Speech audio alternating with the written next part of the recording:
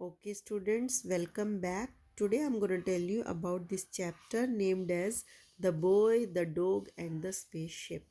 Let's start with warm up. Here are some questions which are totally based on some research that is known as scientific research.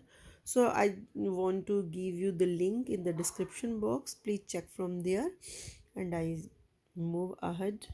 Let's start the story.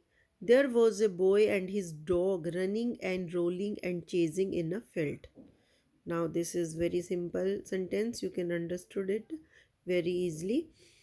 There was a spaceship hurtling through space, most of its crew already dead and the rest fighting to land on a strange planet.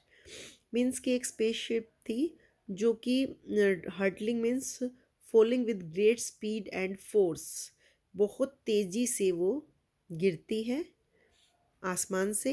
और crew होता है हमारा, जो उसके अंदर बैठे हुए लोग थे उनमें से ऑलमोस्ट मर चुके थे, लेकिन जो बचे हुए थे वो लड़ रहे थे कि यानी कि लड़ रहे थे, ज़िंदगी से लड़ रहे थे, मतलब कि वो अपने आप को ज़िंदा बनाए रखने की कोशिश कर रहे थे कि, और ये सोच रहे थे कि वो एक अनजान प्लेनेट पर उतर रहे हैं।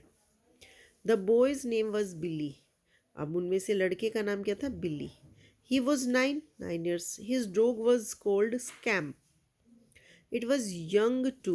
डॉग का नाम स्कैम्प था और वो भी जवान था, यानी कि बच्चा ही था। डॉगी की बात हो रही है। Boy and dog understood each other perfectly. Billy shouted devil dog and chased Scamp until he was tired out. वो एक दूसरे के साथ खेल रहे थे पीछे भाग भाग कर, और चिल्ला रहा था बिल्ली नाम का जो लड़का है कि शैतान डॉग, तुम इधर उधर क्यों भाग रहे हो।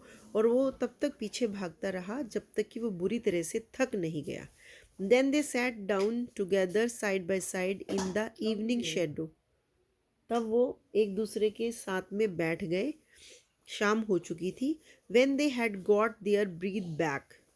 ब्रीथ बैक मीन्स जैसे हम भागते हैं ना तो हमारी सांसें चढ़ जाती है और हांफने लगते हैं हम, फिर थोड़ी देर हम बैठ जाते हैं तो हमें नॉर्मल ब्रीदिंग होने लगती है, इसीलिए बोल रहे ब्रीथ बैक। बिल्ली shouted devil dog and the chase started all over again. फिर से ही वो एक दूसरे के पीछे भागने लगे। In the spaceship, the captain contacted the engineer report. The captain barked, I want your report, make your report. तो स्पेसशिप से बंदे कुछ गिरे थे, उनमें से जो कैप्टन था उसने इंजीनियर से कांटेक्ट किया कि मुझे रिपोर्ट दो कि क्या हो रहा है, प्लेन क्यों मतलब ऐसे फॉल कर रहा है इतनी स्पीड के साथ।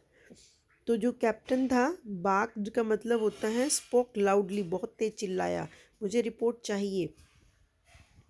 Then engineer spoke, it's no good, ये ठीक नहीं है। कैप्टन, इट्स नो गुड, नहीं ठीक नहीं है, सब कुछ गलत हो रहा है, कुछ ठीक नहीं हो रहा। वी विल जस्ट हिट, हम टकराने ही वाले हैं captain. We are going to crash, crash होने वाले हैं, यानी कि प्लेन जो है क्रैश होने वाला है और वो सब मर जाएंगे। सेकेंड्स लेटर, कुछ ही क्षणों के बाद, the ship checked so violently that the captain fell over. Checked means bragged. Explore हो जाता, उछल जाता है इतनी बुरी तरह से कि कैप्टन नीचे गिर जाता है। He got up only to notice that the engineer's light had died, which meant that the engineer had died. He was quite alone.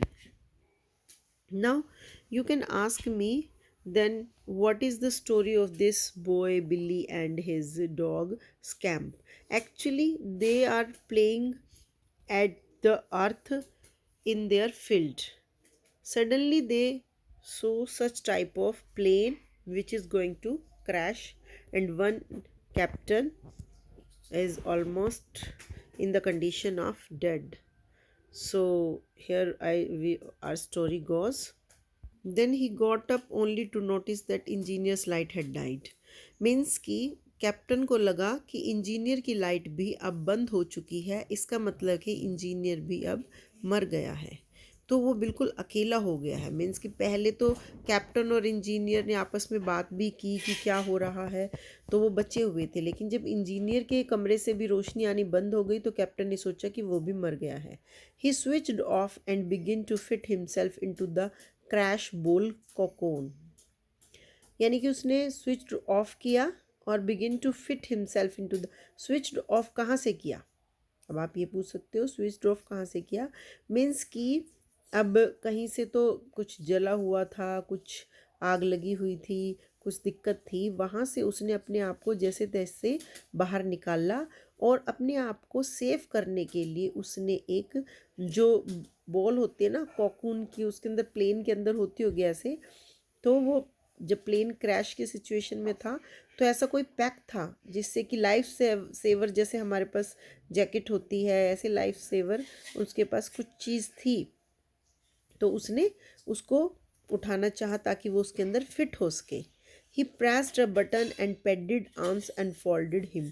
उसने कुछ बटन दबाया और जो पैडेड आर्म्स यानी फूली हुई बाजुएं आ गई और उसने उसको लपेट लिया अपने अंदर। मीन्स कि जैसे कि क्या होता है जब प्लेन में आग लगने वाली होती है तो उसमें कुछ ऐसी चीज़ें रखी होती है लाइफ सेवर कि आप अगर उसको पहन लोगे ना तो फिर आप कहीं भी टकराओगे तो आपको कुछ नहीं होगा क्योंकि वो एयर से फिल्ड होता है और वो आपको चोट नहीं लगने देगा। जस्ट लाइक दैट उसने कुछ ऐसी चीज़ खोली और उस में से कुछ बाजुएं, दो बाजुएं निकली और उसने कैप्टन को फोल्ड कर लिया उस चीज़ ने, मतलब जस्ट लाइक एक एयर बैग की तरह। A little tabular snake leaped from a padded hole and latched itself to a socket near his neck।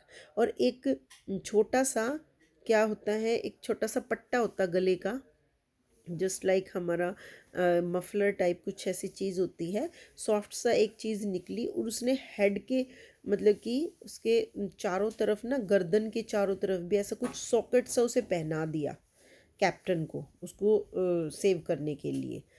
His clothing begin to swell. उसके जो कपड़े थे वो फूलने लगे। वही मैं आपको बोल रही थी ना जस्ट लाइक एयर बैग की तरह, मतलब कुछ दो हाथ आए उन्होंने उसको जकड़ लिया और फिर गर्दन से कुछ उसमें ऐसा फिट हो गया वो बिल्कुल, और वो उसके कपड़े हवा की तरह फूल गए। Then the walls of the cocoon, यानी कि जो कॉकून उसका एयर बैग था उसका अच्छी तरह से ऐसे दीवारें सी बन गई और उसने उसको पूरी तरह से कवर करके प्रोटेक्ट करना शुरू कर दिया। Soon he was completely encased in a puffy softness pressing tighter and tighter।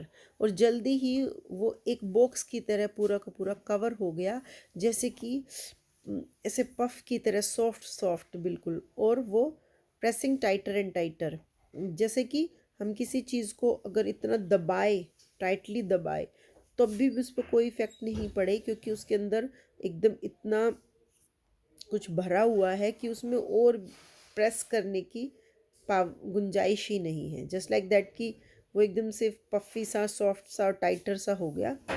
He waited for the stab. Stab क्या होता है? स्टैब है एक शार्प ऑब्जेक्ट कि कुछ नुकीली चीज़ आएगी और वो उसे हिट करेगी।